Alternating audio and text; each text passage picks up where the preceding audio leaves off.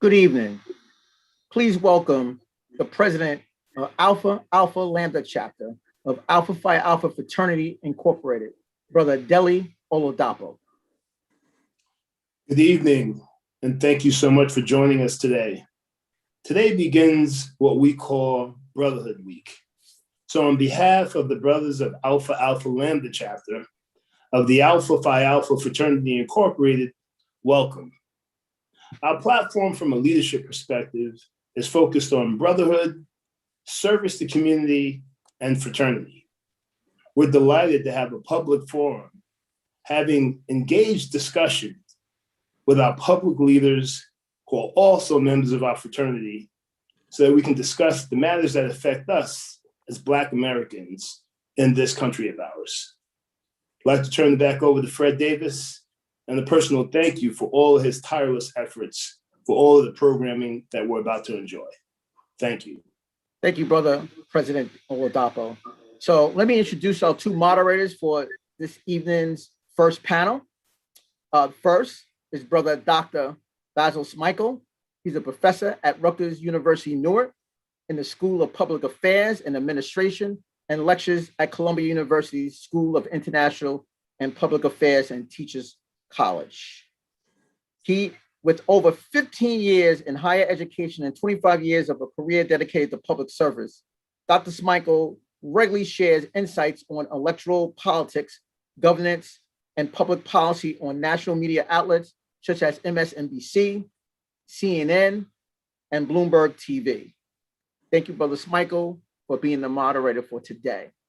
Second moderator is actually Brother Freddy Davis, and he just recently graduated from the University of Chicago with a Bachelor's of Arts degree in philosophy. He's a paralegal in the city of Orange Township, where he serves a dual role in the Warren administration and the law department. He currently shares as the co-chair of Alpha Lambda's Social Action Committee. And Brother Davis plans to attend Rutgers Law School in the fall of 2021. So Brother Smikle and Brother Davis, the floor is yours. Thank you very much, Brother President, the brothers of Alpha Lambda, the Brick City office. It's a pleasure to be here with you, and to my colleague and friend, Brother Davis. There are many brothers Davis here today. So I say hello to all of you and to the panelists that we have this evening. What can I say in a brief overview of what cities are experiencing right now?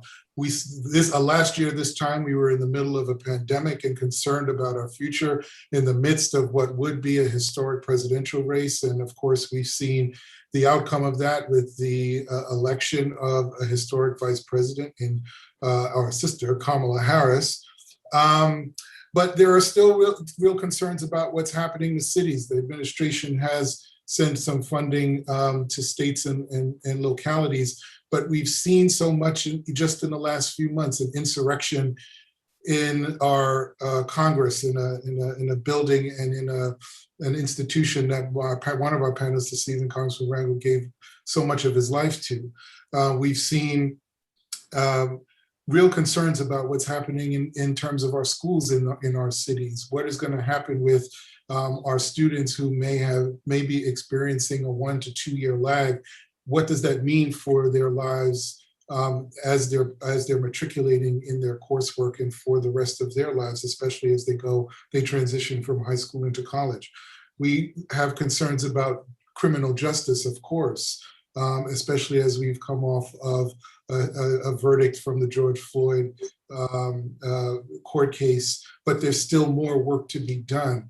And in fact, on a panel that I moderated a year ago, hearing that over 95% of the elected prosecutors in this country are white. And what does that mean for folks who are seeking change in our criminal justice system? And that electoral politics and the ability to get people elected and who gets elected is first and foremost on the minds of folks here in New York City. We are on the precipice of a mayoral primary, which is coming up in just under 2 weeks on June 22nd, where where many concerns like governance, management, the fate of small businesses in our city, gentrification healthcare, as I mentioned before, entrepreneurship are all on the ballot. And so as we look at what's happening here in New York, in Newark, and across the country, what can we say about the state of Black America and the state of our cities and Black Americans in our cities as we move through 2021 and into the next few years, particularly as we get into our midterm elections in 2022. My brother, Fred Davis, will introduce Mayors Baraka and McGehee, but I have the unique opportunity to introduce my good brother, Charles Rangel. If I could just say a few words about Brother Rangel, I'll speak from his bio, and I know he's heard this 1,000 times, but it brings me a tremendous amount of pride to be able to say these words. He's a war hero. He's a history-making Congress member, a master lawmaker, and a founding member of the Congressional Black Caucus. He led the Ways and Means Committee. He served for 23 terms in the House of Representatives and was cited as the most effective lawmaker in the House. And how important is lawmaking in today's Congress, right? And the art of lawmaking. He grew up on the other side of the tracks on Lenox Avenue in Harlem and was transformed from a high school dropout to a war hero after volunteering for service in the Army during the Korean War. Wounded, he was awarded a Purple Heart Bronze Star for valor after leading his surviving comrades from behind enemy lines.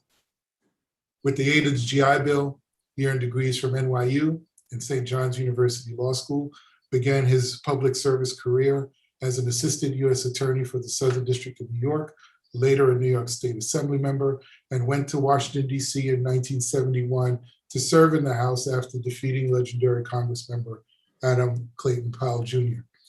I'll just say this. Of all the things that Congressman Rangel has been a part of, whether it's earned income tax credit, as I mentioned before, the founding of the Congressional Black Caucus, what I am most proud of is that for most of my adult life, he was my member of Congress. And I had the opportunity to meet him when I was a young graduate student working at the then just formed Empowerment Zone, a bill that he worked on, which gave $100 million to, I think in the first round, 6 cities across the country. The city and state of New York matched it, each with $100 million, $300 million to figure out how we were going to rejuvenate Harlem. And I had the pleasure of meeting with him and interacting with him, working with him to find people to get on the board. And what I loved about the Congress member is that he always had time for a good story about history. He always had he always took a moment to talk about this moment in the context of history. And although his good friend, our dearly departed brother, David Dinkins would say, "I got socks older than you," it was okay. He was always willing and ready to give a piece of advice and counsel. And the second thing that I want to raise to conclude this introduction of our good brother, Congressman Rangel, is that I want to wish him in advance a happy 91st birthday, which we will celebrate this Friday. So Brother Rangel, thank you so much for joining us today. I know our brother Davis has 2 more introductions to go, but I look forward to your remarks on the other end of that. Thank you, sir. Thank you, Basil. Hey, good evening, everybody. My name is Brother Freddy Davis, and I am very honored and humbled to be co-moderating this panel with somebody as influential and well-known as Brother Basil, Smikle, and as well as the guests that we have, Congressman Charles Rangel, as well as the 2 men I'm about to introduce right now. Starting first in alphabetical order, we have Mayor Ras Baraka. He is the 40th mayor of the city of Newark, New Jersey, and is now in his 2nd term.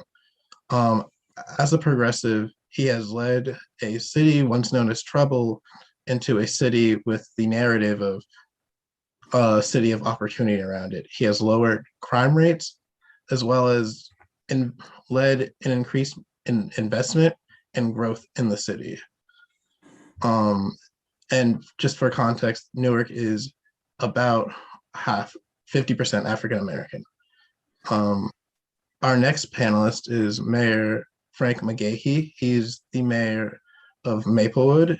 He has served in municipal politics for over a decade. His municipality has 25,000 residents in it, of which about a third are Black.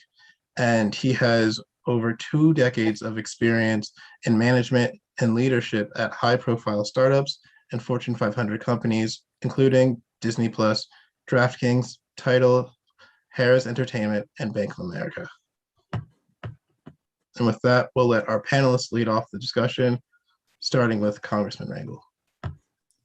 Thank you, Brother Davis, and thank you, Basil, for a very flattering introduction. And let me tell you that I do not know what contribution I can make to this panel. But I want you to know that you've made this old man very happy to participate, because right now in this stage of my life, I am satisfied that in the African-American community and even in the broader white community, that we're moving toward a stage in American history that we've never been through before. I would like to believe that this is the Second Reconstruction. And I say that because we never had really the first. And I would like to point out before I share my thoughts with you that Basil didn't say that most, all of my achievements have been with teamwork, whether it's working with the Congressional Black Caucus or the leaders of the legislative bodies, but especially the Gang of Four. And to show you my admiration of the mayors that's on this panel, when I first started getting in politics was in the late 60s, in my late years in the law school, and I was participating in the freedom struggle in the South. And that's where I really saw the deep-seated hatred that some white folks had for us as a people. And that's where I came into contact with Percy Sutton. And then he brought along with him Basil. And Dave Dinkins was close to the county leader, Ray Jones, who, if you had any political ambition, you had to be close to him. And that's how the four of us got together. But my luck was that when I found out that all of them wanted to become mayor, and that was the last thing in the world that I wanted to be, because the buck stops at the mayor's desk.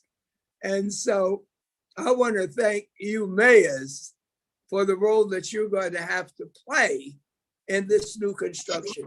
And that's Black folks, no matter what station they are in life, that the depth of racism in this country has been so well organized from the Constitution that had no idea that they were talking about non-European women or permeated all of our educations, that talking about it made your best white friends feel uncomfortable for whatever reason. The period that this country is going through, not thanks to Trump, but his ability to pull these races out from under the rocks that they've always been. For you and I to know that the struggle ahead is going to have to deal with what 73 million people voted for. And it just seems to me that we as a people are better organized to deal with the new Reconstruction in a better way than before. I mean, if I was to get involved in telling you about the 13th Amendment and how going to jail would not remove the possibility of you being a slave, or being able to work without pay, and to see how that's been permeated in our criminal justice system, well, that's another thing. But the bright part of it is that no longer can white folks hide behind the argument that my parents never held slaves. We now know that the burden of carrying the slavery and what has happened as a result to us as the people may not be reparations in terms of dollars and cents, but just like I spent 4 years of my life in the Army and a year in Korea and in combat, and I got reparations. I got reparations for paying me back in payments to go to high school and payments to go to college and preferential treatment, if you will, in getting into law school. And that seems to me what we as a people are entitled to. And if you forget the morality, with the challenge that we're facing today, with most of the nations of the world being of color, it just makes one hell of a lot of sense for us to get our act together and to use all of the powers that all people, no matter where they come from, and of course the African-American population, is in a position to make this a stronger and better country and become the beneficiaries. And so I know I'm breaking all of your rules, but I know when you pass 90, you get away with a whole lot of stuff. So I am so pleased that Alpha is involved with this, that the mayors took time to participate, that Basil, who never left us. Most of the time when someone runs for public office and lose, they don't hang in there. But Basil ain't, once you're bitten, you're supposed to hang in there until I can't tell you how many times Percy Sutton lost 11 times. And I tell you, I took advantage of that by waiting until we got together. So there's so much opportunity, but there's still a struggle ahead. And thank you so much for inviting me to participate. Thank you so much, Alpha Brothers and participants. Thank you, sir. Brother Mayor Baraka, if you could follow that up. I'm sorry, that's you're the mayor of Newark, and I know that's going to be, I know this is not, like, I know your job is hard, and this is probably going to be harder. So please follow that up. Sure, absolutely. First, I just want to disagree with Congressman Brother Rangel when he said he has nothing to offer. He has a wealth of information and experience to offer all of us. And any opportunity we get to sit with him and talk and learn is an incredible experience. So I'm glad and humbled to be on a panel with you, brother, and with all of the folks on this panel this evening as well. And thank you to the brothers of Alpha Alpha Lambda, Alpha Phi Fraternity for making this happen. So as a leader, a mayor of a city, you don't have the luxury of pessimism, right? You have to be optimistic all the time. You can't take people a place that you can't see yourself. So at the end of the day, I do believe, as Brother Rangel pointed out, that this generation is more poised to deal with all of the issues that we have than we've ever been. We have more resources, we have more information, we are better organized. There are more of us that have access to wealth and institutions and authority than in any other time during history. But on the flip of that, the converse of that is, let's just take New Jersey, which has the largest wealth gap in the nation. The average median wealth for white families is about $300,000. For Latino families, about $7,000, and for African-American families, about $6,000. The wealth gap is so large in New Jersey, it would take generations of families to be able to even close that wealth gap, begin to close that wealth gap. There's a saying, African saying, when we say, how's the children? And to determine how society is. And if we said that about our children, how are our children doing? Mostly still segregated in public school system, still segregated in housing, for the most part, in this state and in this country. About 70% of our children still go to school in segregated communities. And they're segregated both by race and by class, which dictates the outcomes that our children are able to experience or be a part of. Not simply because they're segregated by race, but also because they're segregated by wealth and class at the same time.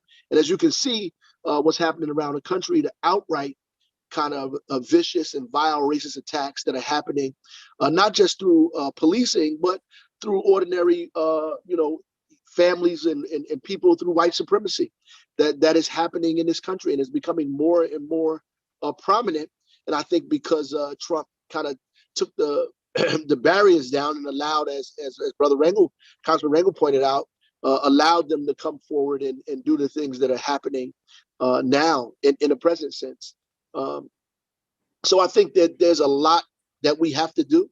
We're in a very, very difficult place, but we also are at a crossroads, at a precipice where we can use this as an opportunity to accelerate our growth, to expand what we're doing in our community, to dig our heels in, to organize even more, to begin to reach for things that we've never reached for before, to have a radical imagination, as Brother Cornel West talks about all the time, to change what we see and use the opportunity to do that. Or we can watch this moment pass us by and begin to witness white supremacy in its rawest form and not use this as an opportunity to, again, reconstruct or construct what a more perfect union would look like, what equity would look like, what empowerment of our communities and families would look like. And as a mayor of a city, we have resources and opportunity and access to get these things done. And as a brother of Alpha Phi Alpha Fraternity Incorporated, we have an army that's being built all over the world that's able to engage right now to make this reconstruction very real for our families and make it so we can actually feel change in our communities and not just talk about it. Well said. Thank you, Brother Mayor Baraka. Brother Mayor McGehee, if you could follow that up with just a few words on your thoughts on the state of Black America in our cities today, that would be great. I appreciate that, brother. And first, I just want to thank all the brothers. This opportunity is great for me because you're just focusing on doing the work. So it's not very often you get the opportunity to reflect on the work. And, when you talk about the state of Black America in our cities, and we have different types of municipalities of all different sizes and percentages of us, it's complicated and it's volatile. When you think about the years that we've been in a system, in a municipal ecosystem where we have constantly resided at the bottom of the caste, socially, economically, and educationally, existing in a society and a system that continues to reinvent itself from slavery to Jim Crow with the sole purpose to keep us time and time again at the bottom of the caste. A judicial system designed to lock us up and keep us locked up. I mean, let's think about earlier this year, this system was designed where it's take multiple dash cams, cell phones, body cameras to prove without a reasonable doubt that a Black man was murdered, without a reasonable doubt. But yet, with all that hard evidence, I know I did, I think a lot of us still question if justice was going to prevail for Brother Floyd. In our cities, our Black students, including my own municipality, cannot even gather on the steps of the public library or schools without being called suspicious or discouraged from doing so. So it is volatile and it is complicated. But the state of Black America in our cities is also evolving. As we're trying to maintain our communities, but also reestablishing our communities. As Brother Rangel said, the station in life. We have brothers and sisters that came to municipalities and were the first ones there, and they're aging out. And as they're aging out, the people that are moving in don't look like them. So how do you maintain? But at the same time, we have other families that are looking in our area, looking to, maybe leave the city and go to suburban life. And now they're starting to establish themselves in various pockets of communities in our municipalities. The state of Black America is evolving because of infrastructure. Our town, we're looking at making sure that we provide opportunities, and I'm talking about sewers and paving roads across our entire footprint. It's very important because infrastructure, if you don't have that infrastructure, then that impacts your property values, that impacts your generational wealth. Zoning, everyone is into business development and new development, as we are. I'm pro-development, but making sure that we prevent new development that rips out the character of the trailblazers of the communities, which were first Black and Black owned and Black run in our community, in our cities. Business development itself, it's evolving too, because more and more I'm having opportunities to have conversations with developers that are Black or minority owned businesses and trying to find them a path. Because, one thing we always learn is that if you don't have a seat at the table, you're on the menu. And a lot of people that look like me have not been at the table in my municipality and others like it. So therefore, when we have Black developers who are trying to do things, they have no one who can be that advocate for them and get them that seat or get them an opportunity or look at doing things for them, such as a pilot or things that will help them along the way. And then they can move on from there. School resources. The biggest thing is technology. We saw with COVID, just a huge discrepancy in technology for our students of color versus our non-students of color. And we also saw the systemic racism that exists in our school districts, evidenced by when our school district went back to a hybrid learning, that over 50% of kids of color, Black, Haitian, and so forth, including my daughter, opted to stay virtual 100% because they didn't want to be in that environment where they had to put on their face and work twice as hard to get just as much. Small business owners, when you talk about, shop small businesses, I say shop Black small businesses as well. In our municipality, and starting on the 12th of June, we're going to have a Juneteenth week. And we're going to have a huge Black market of all the Black business owners from all types of verticals and industries that'll be occurring. A Black farmers market, or Black market, if you will, celebrating all the types of Black businesses we have, clothing, retail, food, so forth. And also raising awareness, not only to our white community and other people in our community about all these amazing Black business owners and Black businesses, bike shops and so forth in our municipality, but also raising awareness for each other. So we understand, wow, that's Black owned, okay, that's Black owned. So raising that awareness so that you spend your dollar with people that look like you and believe in you. Elected officials, and I touched on that before, it is imperative that we have elected officials up and down the ballot. So from, the mayor from the little municipalities, obviously all the way to the White House. It's so imperative to have that vertical integration, have representation, because without that representation, we have no placement, we have no pillar. And then social unification. And that's important. Time and time again, we all should be proud of who we are, what we've done, our education, our wealth, our opportunities, but we should find ways to celebrate that and to provide opportunities for others. It's your business, if you have an opportunity to hire someone, obviously be fair, but try to look out for those who may not have that opportunity if you weren't in that seat. So important. And that's that's of course in our municipalities as well. And finally, I think the state of our cities and Black Americans in our cities is our children.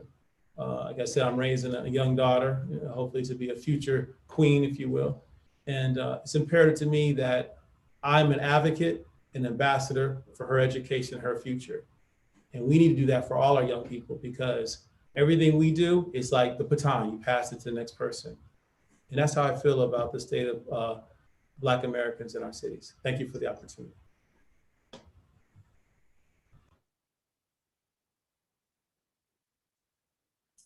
Thank you very much, brother. We are actually right on time. We are about 30 minutes from our closing statements. So I wanted to start by throwing out a number of questions where, I would give everybody the opportunity to respond. Some or all of you could respond. But I wanted to just throw out the first question very quickly, because both you, Brother McGehee, and talked about intergenerational wealth. And Brother Baraka, you talked about income inequality or wealth disparities. So I guess my first question, therefore, is what are your thoughts about this, what's been thrown out lately, which is really not a new idea, but it has become popular in recent years, economic guaranteed income or universal basic income, some kind of guaranteed income. How do you feel about that as mayors, and perhaps Congressman Rangel, you have a thought as well, but particularly as mayors, how do you feel about that idea, that issue in your city? Does it solve some of the problems that you discussed in terms of both wealth disparity and intergenerational wealth? Well, I'll start if I can. I'm a part of a national organization, Mayors for Guaranteed Income, that was started by Mayor Tubbs from Stockton, California. About 50 mayors or so that are signed up for that now. We're actually already begun dispersing funds to about 40 families in Newark. In August, we're going to lift that number to 400 more. I think it is very, very helpful. It's the same as stimulus checks. We understand that giving people these stimulus checks help them with their families, their economy, help the economy, but also help them with things like food, with rent, with housing, all the things that many people take for granted. I mean, the study showed that if a family had just a $400 emergency in a month, that it would be catastrophic for many families in America of many different nationalities. So particularly in our communities where the inequity is so great, I think that cash payments, and the thing about these cash payments is that there are no restrictions. Like it's outside of the social net programs that have all these restrictions about what you can do with your dollars, how much you can spend on what. These are cash payments that you can use for whatever it is that you think is important. And most people have been using it on food, on rent and housing, some even to further their educational opportunities. And this has been proven through the stimulus check. So I believe that it is helpful. We are going to push this in Newark until we can force the federal government to begin to take a position on this, and prayerfully in a positive way to continue what they're doing now in terms of stimulus funding. If I may, thank you for the question. I agree with the mayor, Brother Mayor. It's I'm a proponent for it. We don't have a particular plan in Maplewood, but it does result in access and equity, and access and opportunity. When you provide funding to an individual or even to a corporation, they take that money and they invest it in where they are. And in this case, individuals will invest it as in basic needs, but also in opportunities to advance where they are. And so the stimulation of economic of an economic stimulus is not going to be misused or abused as a kind of disposable income. It's reinvesting in yourself, your community, and your quality of life. So for me, I'm a proponent of it. And I think that a program that Brother Mayor Ross talked about is a program that, I think multiple municipalities, including my own, should take a deeper look at. I think that I am targeting in on reparations, not in lieu of a guaranteed income, but because for the first time, I think, white folks are beginning to understand what this country was all about and the great price that Africans have paid, not only in being responsible for the economic advancements that were made during slavery, but also, as all of you has touched on, the fact that some form of slavery, some form of white preference, some form of who we are still allowed us to fight the battles for this country as I and others have done, and still carry the burden of having most people to believe that they were just entitled because of their color. And I'm talking about the most liberal and the nicest white folks in the world. Now I see that they're beginning to understand that the price we're paying for slavery, we pay today. Whether we're talking about cameras, whether we're talking about Tulsa, intelligent people who love this country are now beginning to see how it was formed. And the best that they can say is that the Constitution has to have, say, in order to establish a more perfect union.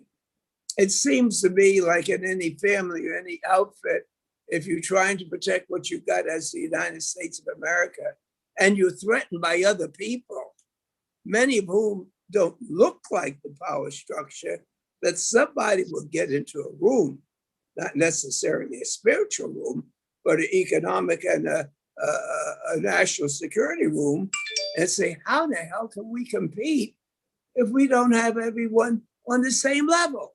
Right. And nobody has a problem in giving a veteran a foot up. Why?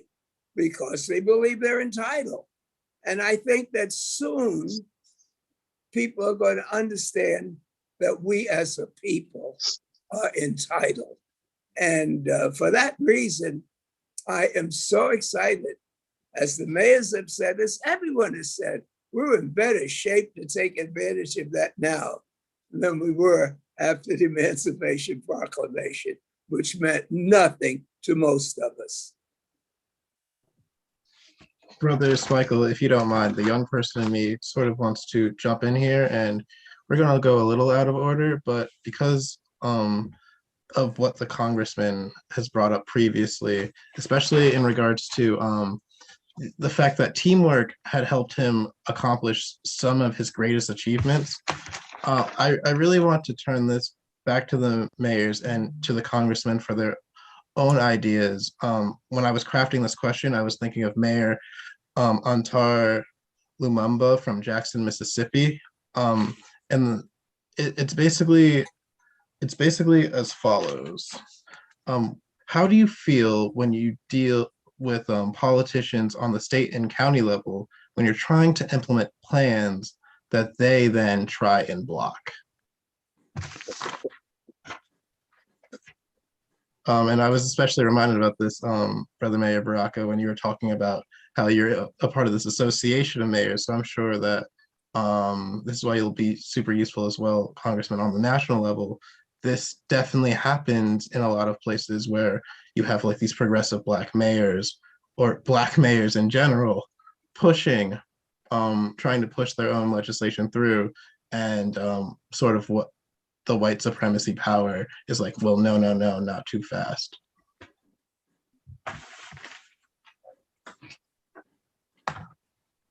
I feel like a teacher here, so I'm just going to call on someone. Man, Ross, take that one, sir.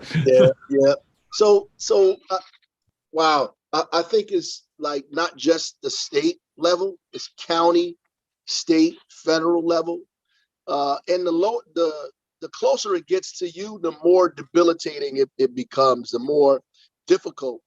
And when I say debilitating, it just rots away your ability to organize with your folks and move forward, because their job is to break that up, to make sure that does not happen, that you do not have a solid base of people to move past just a small level, right? So and what happens is, so there's a few of us fighting over the 6 positions that they give us, right? And then to go beyond that and go get more power, more resource, it takes a deeper level of organization, more resources, seriousness, and commitment. And the higher you go, the more dangerous your enemies become. And so as you try to create policy, something as simple as Brother McGehee trying to do, Juneteenth week or something like that, to something as big as trying to create a civilian complaint review board for the entire state of New Jersey. You get blockage everywhere you go. And so that's why it's important what he said, that we have to have people all up and down vertically the spectrum of elected positions and appointed positions, by the way, not just elected positions, and that we find a way to be congruent and meet and talk and do all of these things as regularly as we possibly can, because it is important, and they will block the things that you do, and so you have to be more shrewd. And I know Congressman Rangel can ad lib on this or talk about it some more. You have to navigate that, be more shrewd, have a longer reach, be able to get in here and negotiate and compromise and do the things you need to do in order to advance your position, and understand what that position is, based on your strengths and weaknesses. Let me, Brother Davis, share with you that we all would end up basically saying how many different ways we're going to have to struggle to succeed. But I can tell you one thing, as the mayor said, in the Congress, when you find that there is a group or someone that is blocking where you want to go, like in life, you have to find out Right. what is important to that person. When I told Mayor Baraka of me calling the conference of mayor to speak to that time with Mayor Daley was no friend of mine. His buddy was the chairman of the Ways and Means Committee that had the ability to bring things to local government. And Chicago wanted it. And I was working with the mayor of Chicago to tell the chairman that if you help Rangel, you're helping Newark, you're helping Chicago, you're helping Boston. And the last thing is that I was the first one to be able to get a free trade trade agreement with 90 countries in Africa.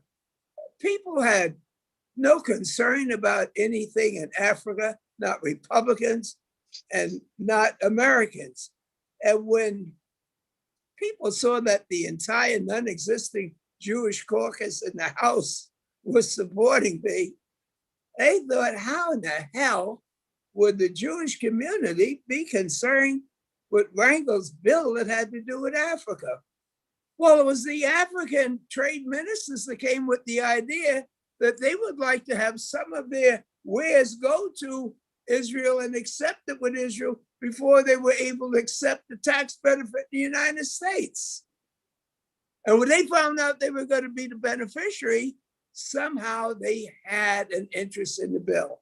And so whether you have to help somebody or if you're an elected official or hurt somebody, you have to see where that power is and to have it with a smile, because once you win, you still have a struggle in life and in politics and in this country.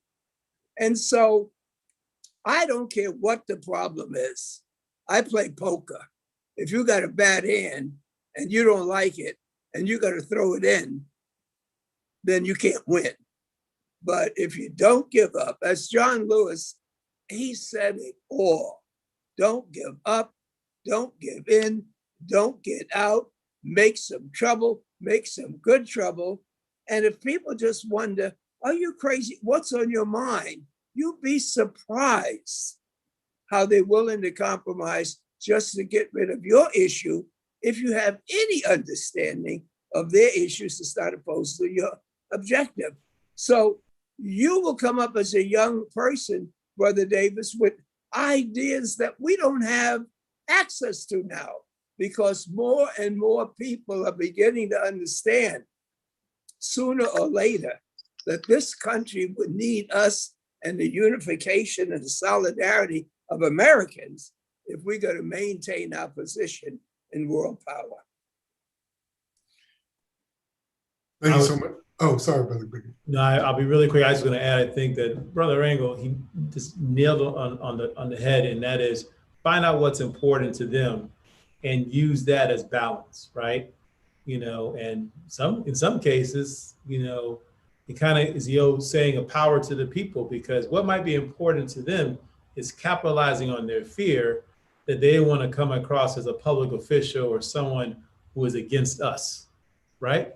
So you leverage that so that so that's their fear, the fear of being reelected, fear of their persona, fear of their contributions going down because of what's perceived or what their reality is, frankly, of how they're trying to block good work of the people. Brother Mayor Ross, the Community Review Board that he's put together, that's the blueprint. In Maplewood, we looked at that, we read that, we know about some of the stuff that's happening in litigation, and we create our own version, but we use the mayor's blueprint. And we've had conversations, with our good friends at the county level about how we can be more thoughtful about when we find people that fall out of our SOPs in the police perspective, and we say this is criminal-like, and we kick it over to the prosecutor's office, and they review it, and they kick it back and say, we don't think so, and they leave us in that limbo. How difficult that is when you're trying to not only maintain a police force that is aligned with your values, but also make sure that the people that live in your community that are color feel like they're on a level playing field. How do you handle that? So anyway, I'll stop there. I know we have more questions. Just wanted to say a few things. Thank you so much, good brother. I have a bit of a loaded question because it's actually simple, but there's a lot in it. And so I'm going to be brief so we can spend some time breaking it down. The small question, the short question, in particular to the mayors, is how do you feel about these conversations around defunding police? You are mayors. How do you feel about defunding police? And then the sort of underlying questions there is that, there's been much talk about rising crime rates in our cities, the need to keep Black and brown people safe. But there's also this, conversations that are often labeled as coming from the progressive community about defund, and then others within our community, within the African-American community, would say, well, we're not really for that defund thing. We still need to keep our streets safe. Can these two things coexist? And the question then is, if there is an agenda that is not quite one or the other, how do we maintain control of it? Basil, I know less about this than my colleagues on this panel. But when someone gets a hold of a saying like some progressive has, that sounds more progressive than let's reallocate the funds, and others say defund them, and then someone say eliminate them, sometimes the one that sounds the most radical for purposes of election will get the attention. Nobody in their right mind is going to say, don't adequately fund sound, honest police power. Now, the time to answer that question is when nobody's running for office. Right. But it cannot get an honest answer unless someone has the opportunity to explain what they mean, because ultimately nobody wants to scream for help and they find out that the police department is closed. Well, I think that, so I just think it's a matter of definition and how we define what this is and what that means and what our imagination allows us to see. Like in Newark, we're trying to reimagine. See, public safety is not the sole job of the police. Public safety is the job of all of the institutions in the community. In places like Newark, if I go to a community meeting, people will say, well, I haven't seen the police in my neighborhood.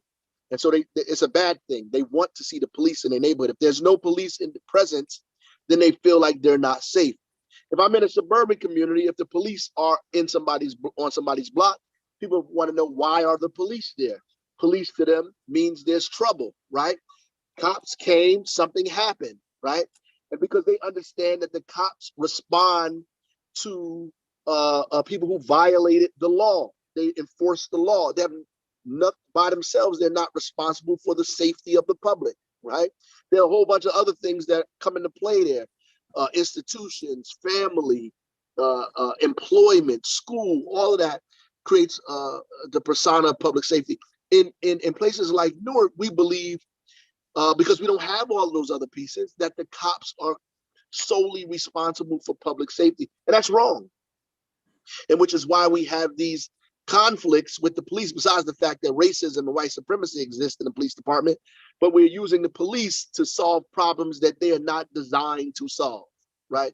And so when you say defund, in my mind, it means reimagination and using funding from police sources to expand the idea of public safety. So we have in Newark, the Office of Violence Prevention and Trauma Recovery, which helps reduce violence and crime in areas that have high violence and crime, alongside of the police department. This will be the first time in the history of the city that when we graduate from the police officers from the academy, we're also graduating social workers on the same stage as police officers. So I think that it is our job to define what that means and not let the press and other people define for us what we mean by public safety and defund. Because I think the congressman is right on the money. Nobody in their right mind and nobody that's running for anything will ever get elected telling people that we're not going to have police at all. But the reimagination of what that looks like, I think everybody's on board with that. I would agree with Brother Mayor Baraka. I think, when you hear that word defunding, how it's interpreted in the media and how you define it. And also funding is also a key word in itself. Take the D out of it. Don't look at it from a finite perspective. You have to look at what you are funding in your police department. Are you funding training? Are you funding, equipment? Are you funding technology? What are you funding to operate a police department? The brother mayor touched on a good point about social workers. We just allocated money in this year's municipal budget to hire 2 social workers. Now, our police department, our force, our table is 63 police officers. So 2, that's a significant percentage and a cost associated with it. But why? It's because we also see that our police department, even in the suburb, and it's a good point, it should not just be a finite definition of they're coming because there's problems, but they have to go back to the term, which has become a little bit cliche, because community policing. Getting out of your cars and having conversations. We had an incident in 2016 in this town where young people that look like all of us on this call were literally marched out of town from the high school all the way to Irvington. And at the time, the leadership of the police department said that these young Black men and women, young boys and girls, don't belong here. The town was on fire about that, and we made some significant decisions to pivot leadership in our whole police department. But this also goes back to what I said earlier about making sure you have representation in office and other appointed positions as well, because as we started to hire new police officers in our table, as people retired and moved on or so forth, who we've hired are more indicative to understanding the culture that we're trying to establish. They also look more like you and I, or they're women or other people of color. But going through a more scrutination of how, not just testing, but just how they understand what our community is and what we're trying to do. But defunding, I agree. I've publicly come out and said, no, I'm not with defunding the police. I'm with reimagining how we leverage the funding allocated to enhance our police department. And that's a key point. So thank you. Thank you for that, brothers. So with that, I was charged with putting the last question, but also we have to transition into closing statements because my father put me in charge of this panel to make sure, in part, we stayed on time. So if we don't stay on time, I don't know how I'm going to look at him tomorrow morning at breakfast. So a lot of our brother Smikle can attest to this. A lot of our questions are sort of loaded, meaty, I should say, not loaded. They're meaty and prime for discussion. But I realized maybe to end, I gotta sort of ad-lib something. So Brother Mayor McGehee, when you were talking, you were giving us sort of in your intro statement, you were giving us a list of certain spheres in which we can look into Black life and judge our achievement on like how far we've come. Brother Baraka, what you actually said to me is that this generation right now is poised to deal with our problems better than any generation so far. And Congressman Rangel, with your outlook and your experience from, you know, your over 90 years of life, I want you guys to answer this for me. We've talked about some of the bad and some of the negatives, but what are you excited for when it comes to the state of Black cities? And please, I'm sorry, but let's be mindful of our next panel coming up. So let's keep this brief but insightful. I know you guys can do it because you've already done such a great job. I can do it. Being alive, that's what I'm happy about. So I pass. I love I it. pass. Amen to that. Amen. Amen. Amen. Amen. I'm excited about all of the opportunity that young people bring to the table. Just the energy, the access, the information that young people have. It's just exciting about what I think is going to happen, and just the courageousness, even the terms that we're talking about, defund and all of that they're coming up with, just shows that people are just not going to lay down and let things remain the same. I'm excited about what the future bears for a lot of us. And I think some of the things we've been waiting to see for generations and decades, some of those things will come into fruition, and maybe I'll get a chance to see a little bit of it before I have to sign out of this place. So, I'm excited about that. I'm excited about providing the opportunity for whoever's going to be sitting in my chair next, and laying the tracks and making sure that I reach back and put them and throw them over me. I'm really excited about, really paving a path for others to come through me and keep moving us forward.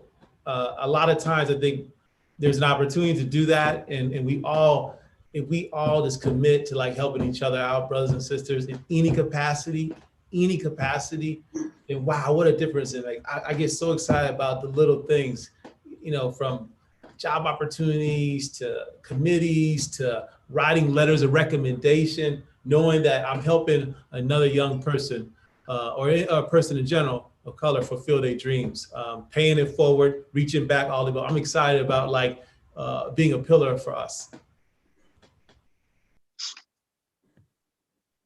Great. And I'm excited about Alpha Lambda, brother.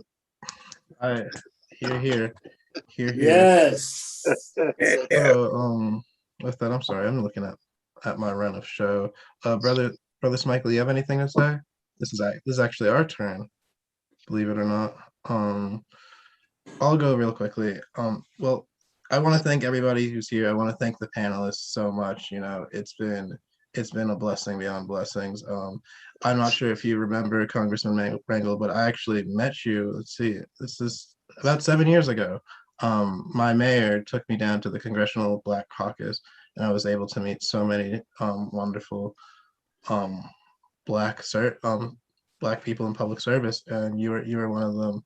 And it's amazing, you look just the same as you did 7 years ago. So it's great seeing you act just the same as you did 7 years ago. If anything, you might even be more full of life. You might be more spry. So congratulations on that. Keep up the good work, young Davis. Keep up the good work. Thank you. To brothers McGehee and brother Baraka, thank you so much for what you do for this chapter. Thank you so much for what you do with this community, and thanks for not finding it robbery to take a few minutes out of your time to come and discuss with me, the people in attendance, and brother Smikle, sort of the state of Black America. Just like you guys, I'm pretty excited because it goes back to this quote that Congressman Rangel said.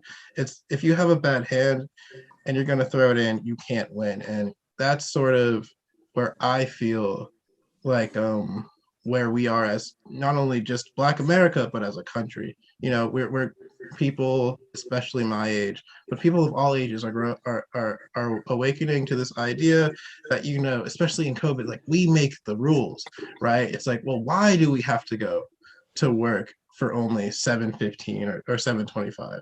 Like, why do we have to work in a building 8 hours a day, 5 days a week. We're slowly realizing, or why should we accept it that the police brutalize us? We're slowly starting to realize we don't have to do that. So I'm really excited. We're playing with a bad hand anyway, and we're broke, so might as well go all in. Ain't that right? Brother Smikle, you have anything? Yes, sir.